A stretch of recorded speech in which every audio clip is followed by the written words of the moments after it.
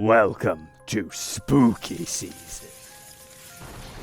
Welcome back, troglodytes, to your daily dose of guitar information, the Trogly's Guitar Show. It's time to kick off the Halloween season, and we're gonna do it right with the 2024 limited edition, wow, Midnight Edge Bats in Flight.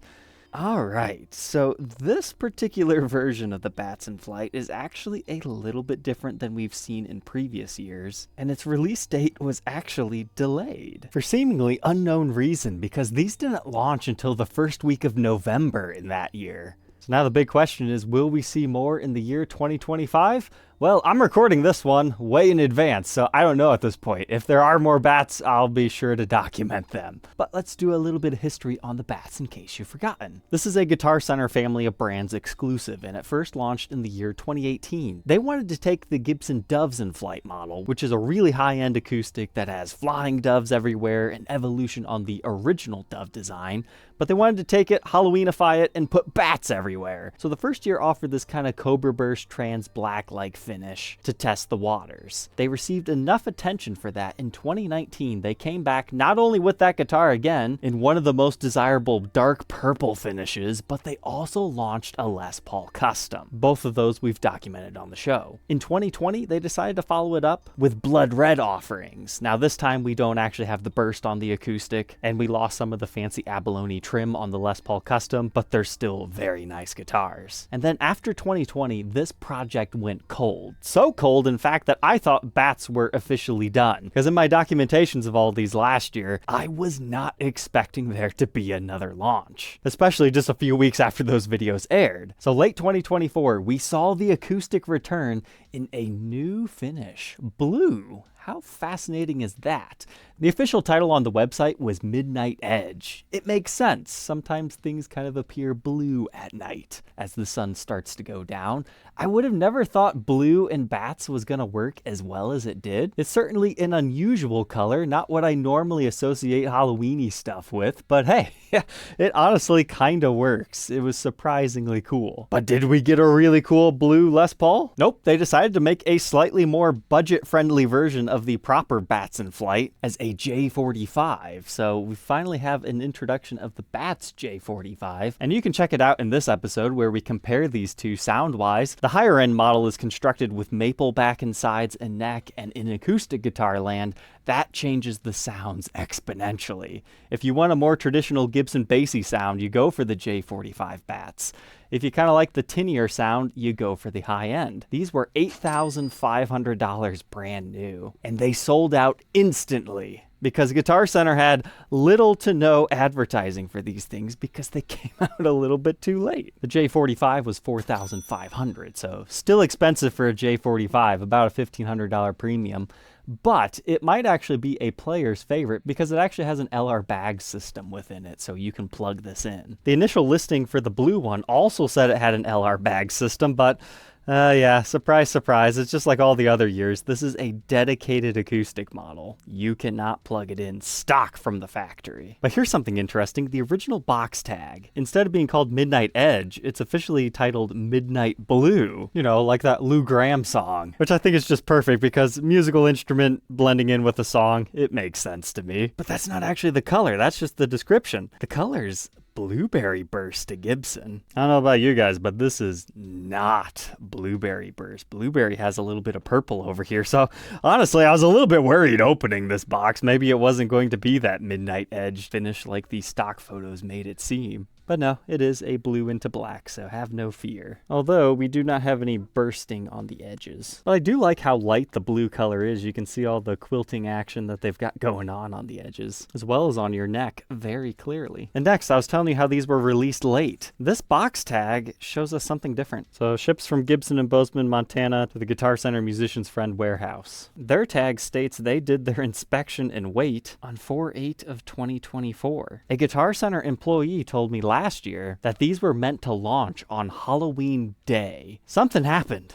I don't understand, because that would have been really cool. But yeah, for whatever reason, November. No advertising. But hey, I'm not going to complain if they launch more this year. Hopefully it's in a slightly more timely manner. But I love the back on this. It's like all bubbly. It works really well with the blue finish. But as compared to the 2019 release, there actually are some minor differences. Take a good look at your pickguard here. Now come over here, you're going to notice that the hot pressed areas are actually filled in with a yellow coloring. Whereas over here, they're a stark white, which kind of helps bring out your mother of pearl bats a little bit more. And that works pretty well with your blue finish. As far as a super fancy abalone rosette and purfling along the edges, they have thankfully kept up with that tradition in all aspects. It's got the multiply binding up top, just like the originals, as well as that layer along the edge. So nothing's changed in that aspect. However, the tuners are vastly different. We got fancy etchings and engravings over here. That's the first time that has been offered over here. And I think it's actually because the other bats have chrome hardware, whereas this one decided to be different with gold, and why not make them fancy? Just like on the J45, the stenciling within the inlays of the bats have changed, because some people thought they looked a little bit too cartoony in previous iterations, so that shading just gives them a little bit more evilness. But here's a comparison of our first frets and our 12th frets.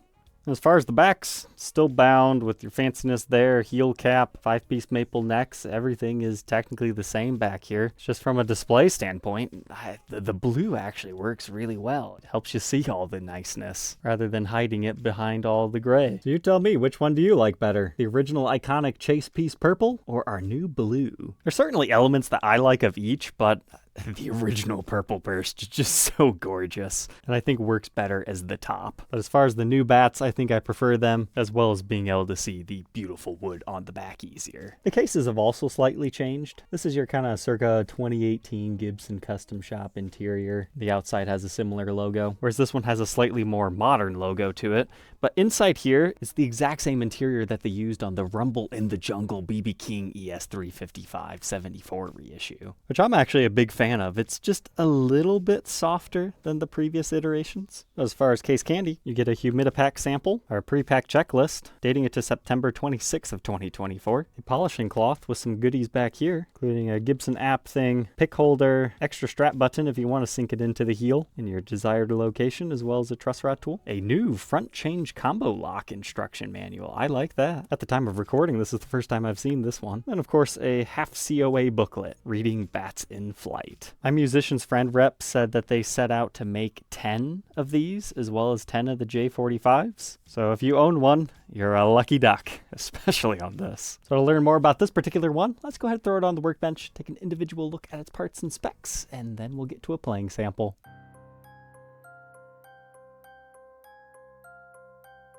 Inside the Blue Boy, let's go ahead and check it out. So I noticed something while on the workbench. This is not actually white filled in. It's a very vague silver. It does have a little bit of a metallic shine, but not a whole lot. That was a very interesting choice, because blue and nickel pairs together very well. So that's kind of what they've got going on up here. It makes me kind of question their choice to use gold hardware on the tuners, but hey, it's different. I'll live with it. But here's a nice up close look at the binding. It's a wide cream, slim black, slim cream, slim black, then your abalone purfling, and then it looks like another black white and potentially another black layer after that. It just kind of blends in. And as far as the rosette, of course, you get your abalone there as well as the white trims. But here on the workbench, you can really see how this isn't actually black. It's a really dark royal blue. Blue's not very traditional for acoustic guitars, but hey, this isn't just any acoustic, it's a bat. This model comes with a bone saddle, and even though it doesn't have the electronics in it, you can still see it's got the holes for it, I do believe.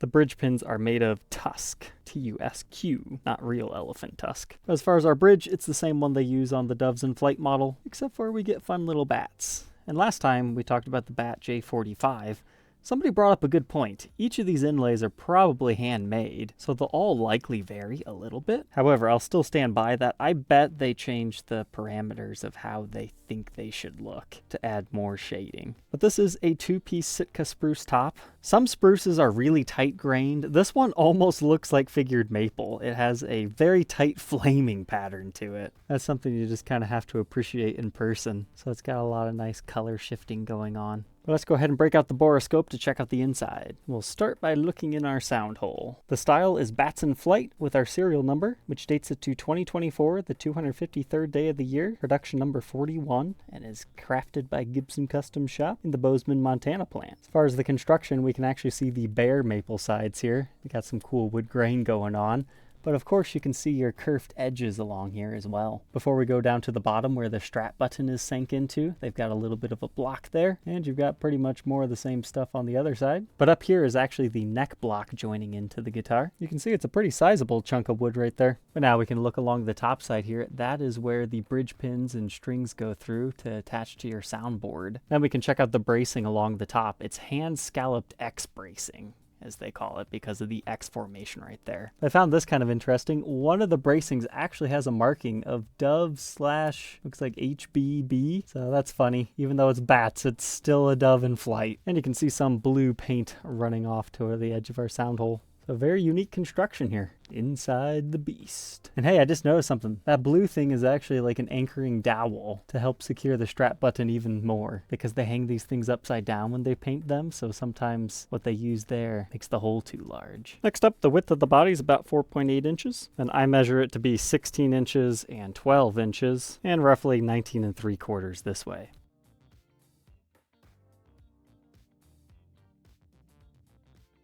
So far, the QC on this actually appears to be pretty good. However, there's a few spots in this spruce top that I feel like at this price point should have been better. You can see a small little knot in the wood right here. That's not a big deal. I could care less. But when you run your light over it, you can definitely tell it has disturbed the top finish just a little bit. And there's a couple of other grain lines when you catch it in the light just right. They almost look like cracks. They're not, but almost looks like an impression of some sort. That's how it came to me stock. So moving on from our body, we've got that 5-piece maple neck with an ebony fretboard. I did go ahead and condition it, but it was already beautifully even in color. Nice dark ebony board. And we can just take a second to appreciate all of our bats here.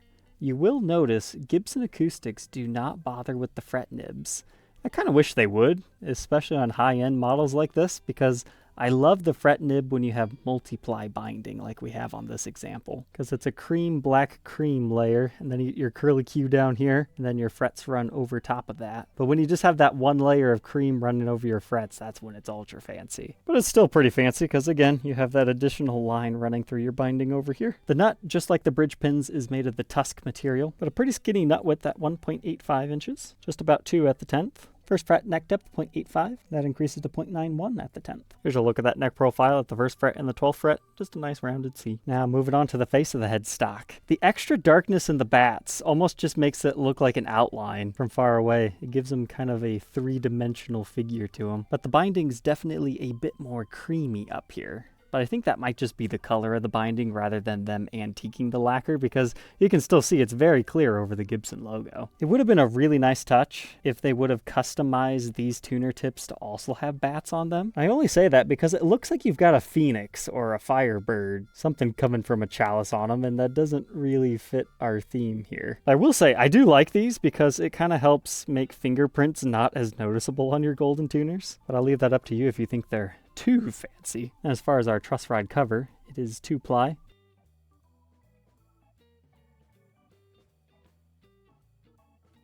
But now we've got it all strung back up. I wanted to head to the headstock just one more time, because I'm not sure if I was clear enough here. This is actually laser etched, so it has a texture to it, which is kind of cool too. I wish they would do something like that on the edges, but I get why they don't. So it's not only a non-fingerprint thing, it actually is kind of a texture helping you grip it as well. So not just completely cosmetic. And I wanted to point out the 3-banded binding. But now we can move on to the back. What's kind of interesting about this pattern, besides being a bubbly quilt back here, there is a small section right here where it's just got some flame in it. So it's a little bit of combination of them both. And then we've got lots of nice wood grain underneath that as well. It might not photograph the best, but honestly, it looks very nice in person. However, if you get it in the light just right, you can tell that the new case interior is slightly imprinting into the finish. I notice it primarily around this area. It's very faint. Not sure if it's really going to show up in the camera or not. but that's something Gibson might want to look into. I'll have to watch that as well. But here's an up-close look at our checkerboard pattern. Then it's a regular strap button at the bottom, and then you've got another binding layer there so they can join the two maple rims. And I'm not going to lie and say this is the most fantastically flamed one, but I like what it does do. Because if you look at the stock photography one, that one's had some insane figuring going on. Whereas this one might look boring in photos, but it's got a lot of wood grain and bubbly movement, just like the back. So even though I was slightly bummed that that serial sold out, I'm plenty happy with what I got. You'll also see that the heel cap is a pure white color, whereas the binding on the body is more of a cream, but your heel cap is multi-layered. And we've got lots of flaming over here on our neck. Blue finishes and maple, they just go well together. But there's our Gibson Custom Shop decal with our Grover tuners. Outside of the fancy tips, they're really just normal tuners. And here we also have the serial number impressed into the back of the headstock, also dating it to the 253rd day of 2024, 041, made in USA. Yes, they match. But all said and done, our blue bats weighs 4 pounds, 13.9 ounces on my scale. Let's go ahead and strum away and hear how it sounds.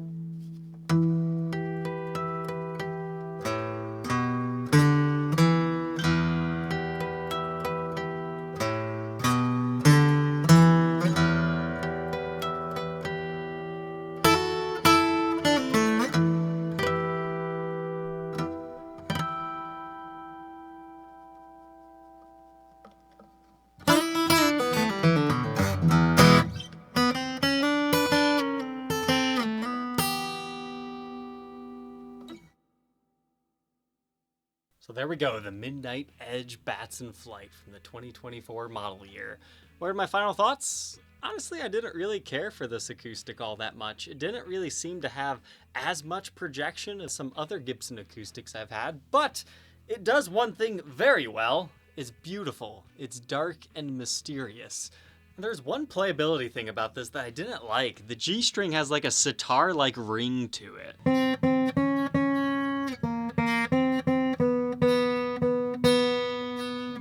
which is really annoying. It doesn't appear to be a nut issue.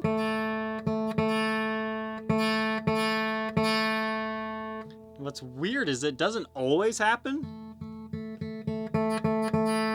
Just when you hit it hard, so it must be like buzzing off of a fret or something. I don't know, but that was kind of annoying. The bats in flight so far at this point in time aren't completely mass produced, so they're more so collector's items rather than something that you would seriously gig necessarily every single day. In many ways, I vastly prefer my Batch J45 as a player and strummer, but I'm so thankful I was able to actually pick one of these things up before they disappeared into the collections. So alright, troglodytes, I hope you enjoyed the start of spooky season, and we'll catch you guys tomorrow on the next one. Take care. You want to know something really spooky? This episode was recorded November of last year and hidden away from you. Only channel members could see it.